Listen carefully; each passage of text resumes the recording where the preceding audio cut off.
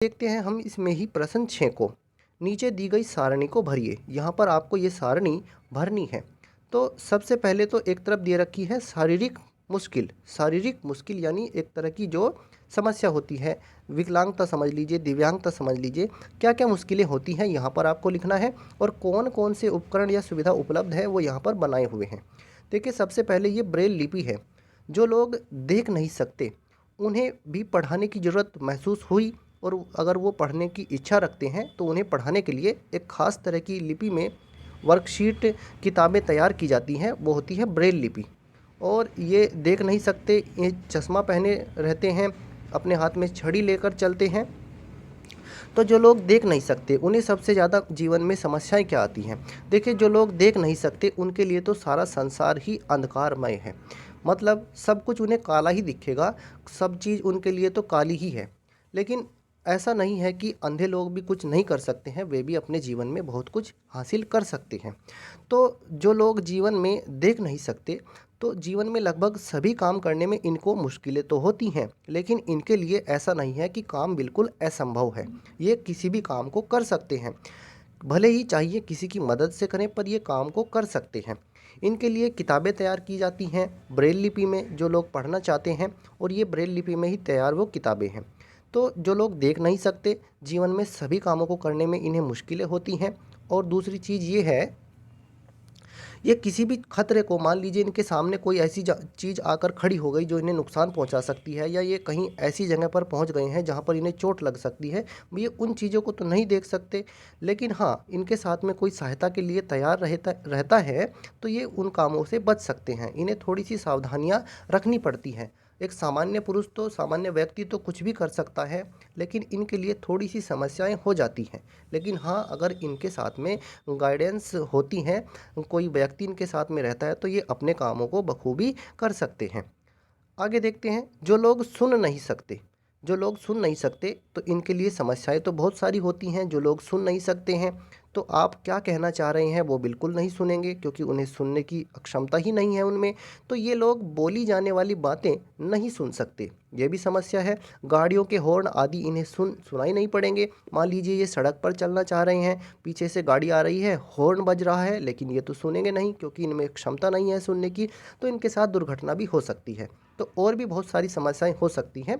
अब ये इधर है चित्र में, देखिए, सुनने वाली मशीन है और ये सांकेतिक भाषा है। सांकेतिक भाषा में तो इन्हें पढ़ाया ही जाएगा, क्योंकि ये सुन नहीं सकते, आप क्या बोल रहे हैं इन्हें पता नहीं लगेगा।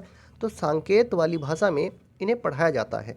इनके लिए एक अलग से विशेष संकेतों के द्वारा वर्णमालाएं तैयार की जाती हैं, फिर इन्हें उन्हीं के द्वारा सिखाया जाता है, पढ़ाया जाता है। तो सुनने वाली मशीन है, ये थोड़ी सी, आप किसी को बहुत कम सुनाई पड़ता है और वो इस मशीन के द्वारा थोड़ा स्पष्टता से सुन सकता है। जो लोग बोल नहीं सकते, जो लोग बोल नहीं सकते तो वो क्या होते हैं, वो अपनी बातों को सभी को समझा ही नहीं सकते हैं, क्योंकि वो बोल नहीं सकते। वो क्या कहना चाहते हैं समझा ही नहीं सकते। हर कोई इनसे बात भी नहीं कर सकता, क्योंकि ये लोग जो है कुछ संकेतों के द्वारा कुछ कहना चाहते हैं। इन संकेतों को हर व्यक्ति भी तो नहीं समझ पाएगा। मान लीजिए इनके घर के सदस्य हैं, उन्होंने इन्हें बताया है कि आपको अगर पानी चाहिए तो ऐसे करना, दूध चाहिए ऐसे करना, खाना खाना है तो ऐसे करना, बाहर जाना है तो इस तरह के इशारे करना। तो घर के सदस्य तो आसानी से समझ सकते हैं, लेकिन बाहर का कोई व्यक्ति अजनबी आ जाए, वो अचानक से इनकी बातों को नहीं समझ सकता। तो हर कोई इनसे बात भी नहीं कर सकता है। किनसे? जो लोग बोल नहीं सकते हैं। जिन्हें चलने में तकलीफ़ है। देखिए, जिन्हें चलने में तकलीफ़ है, ऐसा भी हो सकता है किसी में बहुत ज़्यादा दिव्यांगता हो, वो बिल्कुल भी सक्षम कभी जीवन में हो ही न पाए चलने के लिए। कुछ ऐसे भी हैं जो बेचारे व्हील चेयर पर चलते हैं, स्टिक का सहारा लेकर चलते हैं, वॉकर से चलते हैं। देखिए, सामान्य व्यक्ति के लिए सब काम बहुत आसान रहता है, लेकिन दिव्यांगों के लिए कार्य मुश्किल तो ज़रूर रहता है, पर असंभव नहीं होता। जो चलने में योग्य नहीं होते हैं, दौड़ नहीं सकते, सीढ़ियों पर नहीं चढ़ सकते, ऊंचाई पर चढ़ने में उन्हें कठिनाई महसूस होगी, वो चढ़ ही नहीं सकते। बिना सहायता के शरीर का संतुलन भी वो नहीं बना पाते हैं। जो लोग वॉकर की सहायता से चलते हैं, अगर वो वॉकर हटा दिया जाए तो वो अपना संतुलन नहीं बना पाएंगे, गिर जाएंगे। जो स्टिक की सहायता से चलते हैं उनका भी इसी तरह से रहता है। जो खड़े नहीं हो सकते, वो व्हील चेयर की मदद से चलते हैं। तो ये समस्याएं जीवन में उनके आती रहती हैं। अन्य कोई शारीरिक या मानसिक अक्षमता जिसके बारे में आप जानते हैं। तो देखिए, अन्य शारीरिक या मानसिक अक्षमताओं में हमने मानसिक अक्षमता को लिखा है। ये है मंदबुद्धि होना। देखिए, मंदबुद्धि बच्चा जन्म से भी हो सकता है, बाद में किसी गंभीर बीमारी के हो जाने के कारण भी हो सकता है। कोई तो अल्प मात्रा में हो सकता है, कोई मध्यम हो सकता है, कोई गंभीर हो सकता है, बहुत कोई ज़्यादा ही गहरी अगर किसी में मंदबुद्धि हो सकती है। तो ये कई तरह की इनकी जो है प्रकार होते हैं। जो बच्चे बहुत ज़्यादा मंदबुद्धि होते हैं तो उनको समझाना बहुत मुश्किल होता है, बहुत ही ज़्यादा समस्या का सामना करना पड़ता है। फिर भी मंदबुद्धि बालक जो होते हैं हमारे विद्यालयों में आते हैं, उनके लिए विशेष सुविधाएं सरकार चलाती है, विशेष योजनाएं उनके लिए चलाती है। सरकार उन्हें छात्रवृत्ति देती है, अलग से आर्थिक सहायता उन्हें दी जाती है। इसके अलावा विकलांग मंदबुद्धि जो बच्चे होते हैं उनके लिए कुछ विशेष स्कूल भी तैयार किए गए हैं। उदाहरण के लिए जैसे देखिए, राष्ट्रीय मानसिक विकलांग संस्थान ये सिकंदराबाद में है।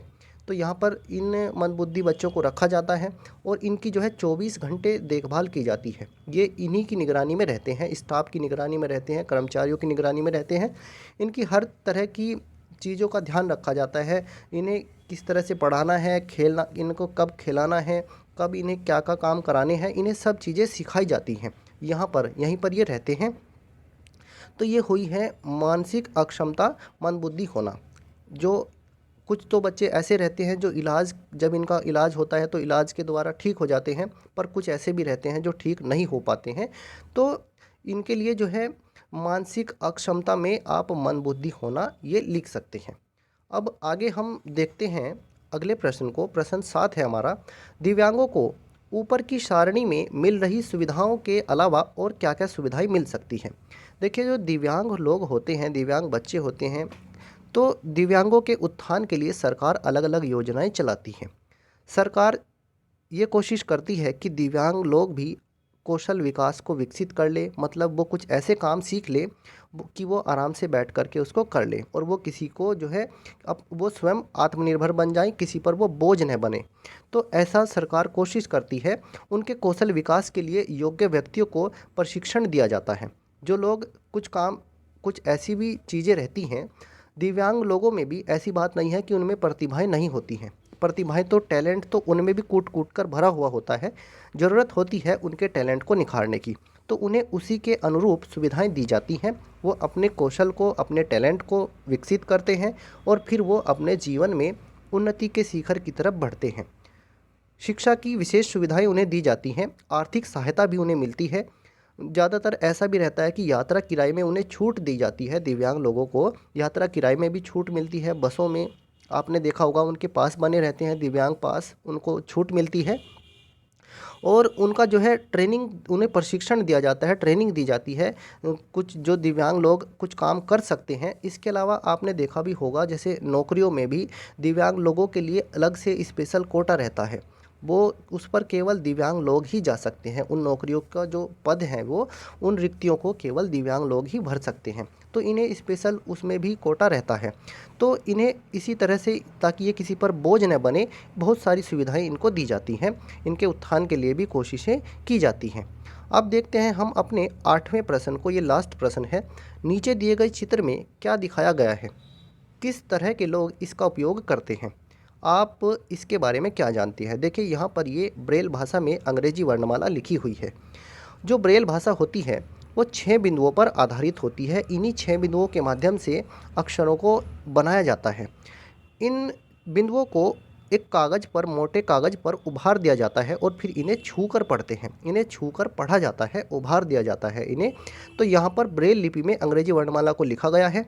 आगे, जो लोग देख नहीं सकते उनके लिए ब्रेल भाषा बनाई गई है। इसमें 6 बिंदुओं की सहायता से अक्षरों को बनाया जाता है। तो इतनी बातें आप इसमें लिख सकते हैं। तो इस तरह से ये दिन 43 की वर्कशीट का हल है।